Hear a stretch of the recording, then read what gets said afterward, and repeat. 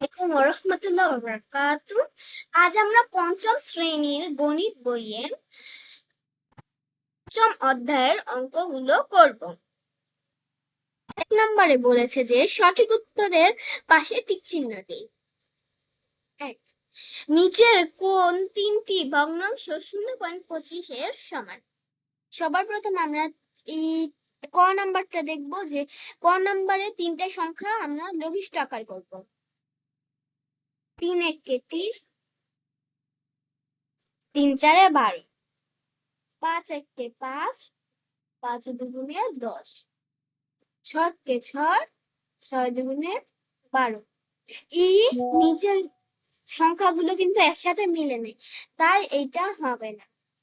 এখন আমরা 2 নাম্বার করব। খ খ নাম্বারটা করব। খ নাম্বারে আমরা 1/4, এটাকে আমরা কাটা যাবে না, তাই এটাই থাকবে। এখন এটাকে আমরা লঘিষ্ঠ আকার করতে পারবো 1 আর 4।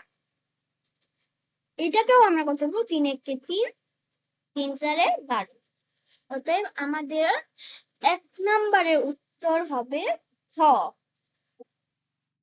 এখন 2 নম্বর বলেছে নিশি একটি সাদা কাগজে 0.35 অংশ লাল রং করলো, কাগজে কত অংশ সাদা রইল? তবে এই যে আমরা যদি 100% যদি একটা কাগজ থাকে, যদি এখানে 35% লাল রং করে, তবে এটা আমরা বিয়োগ দিলে কি পেয়ে যাব না? যে আমরা পেয়ে যাব। বিয়োগ দিলে 65 আসে, আর শূন্য এবং দশমিকটা তার জায়গায় রেখে দিব। অতএব গ নাম্বার উত্তর। এখন আমরা 3 নাম্বারটা করব। 3 নাম্বারে বলেছে যে 87 গুণ 0.001। এখন আমরা এখানে কয়েকটা সংখ্যা আছে? 4টা। এখন আমরা এই 87টা যদি আমরা বসাই, তবে 4টা সংখ্যা পিছনে দিব, মানে বামে দিব। 1 2 3 3 4। তার মানে আমরা এখানে ওই 4 আসার জন্য একটা শূন্য আমরা মনে মনে দিব, তাই এখানে আমরা একটা শূন্য বসিয়ে দিব। তারপর এখানে আমরা দশমিক দিয়ে দিলে আমাদের এখানের উত্তর হবে ঘ। এটাই আমাদের উত্তর। 4 নম্বরে বলেছে যে 5 7.7 ভাগ 10। এখন আমরা এটা সামনে দিব। দশমিক কয়টা ঘর আছে? একটা ঘর না? আর হ্যাঁ, আমরা কিন্তু আগে 3টা ঘর বামে নিছিলাম, আর এইটা আমরা, কারণ এখানে দশমিক পড়ছে, দশমিকের বাইরে মানে দশমিকের পিছনে যে সংখ্যাটা থাকে সেই 3টা সংখ্যা আমরা বামে নিছিলাম, আর এইখানে দশমিকের পিছনে একটা সংখ্যা আছে, তাই আমরা একটা সংখ্যা ডানে নিব। তো আমরা যদি দশমিক বাদে 3টা বসিয়ে দিই, দশমিকটা ছিল এই 57 এই অংশটা। অতএব আমরা এই অংশটা এখানে বসিয়ে দিলে এটা আসে। অতএব আমাদের ঘ নাম্বারটা, না না, এখানে একটা সংখ্যা দিচ্ছে, আর এই অংশের ডানে যাবে না, এইটা বামে যাবে, তাই এই অংশ থেকে এখানে যাবে, এখানে যাবে না, তাই খ নাম্বারটা উত্তর। 2 নঙ্গে বলেছে যে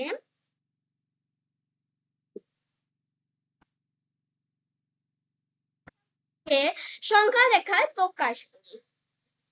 এখানে বলছে এগুলি আমাদের প্রশ্ন, আর এখানে এখানে পুরো একটা দাগ দিছে। এখন এগুলি আমরা সংখ্যা রেখায় প্রকাশ করব।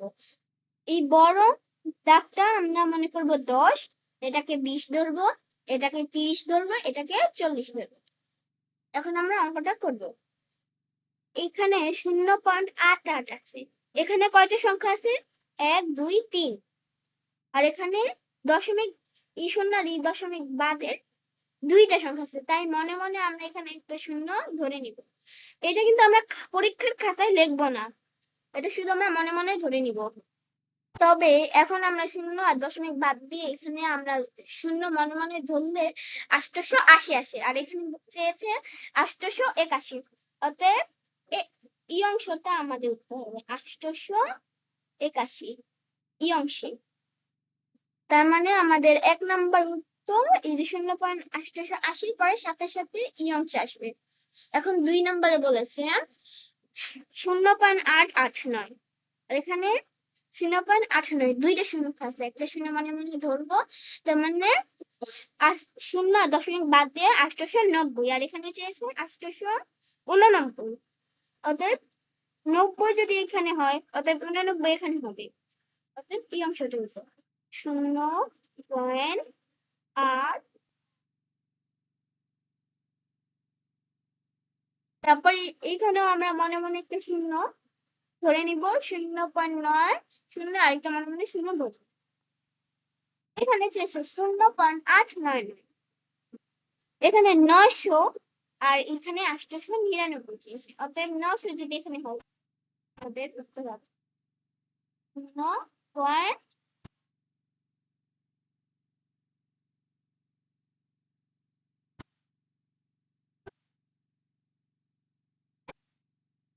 এখানেও একটা শূন্য মনে মনে ধরবো, 910, আর এখানে 912 চেয়েছে। অতএব এই সংখ্যাটা আমরা নিব, এটা 911, এটা 912।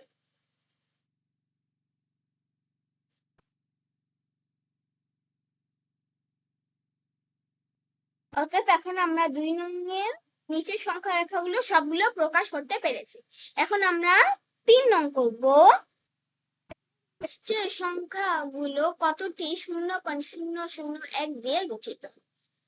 এই যে আমরা এখানে সমগ্র শূন্য এবং দশমিক বাদ দিব, আর এখানেও সব শূন্য এবং দশমিক বাদ দিব। অতএব থাকে এখানে 1, আর এখানে 31। অতএব আমরা মনে করব এখানে আমরা ভাব 31 দিয়ে 1 ভাগ করা যায়, জি যায়। অতএব এটি 0.001 দিয়ে গঠিত। তবে মানে পরীক্ষার খাতায় এভাবে লিখবো 0.031 সংখ্যাটি, এটা আমরা পরীক্ষার খাতায় এভাবে লিখবো 0.031 সংখ্যাটি 31টি 0.001 দিয়ে গঠিত। হ্যাঁ, শূন্য, আর এখানে সব শূন্য বাদ দিলে 1 থেকে, আর এখানে 296 থাকে।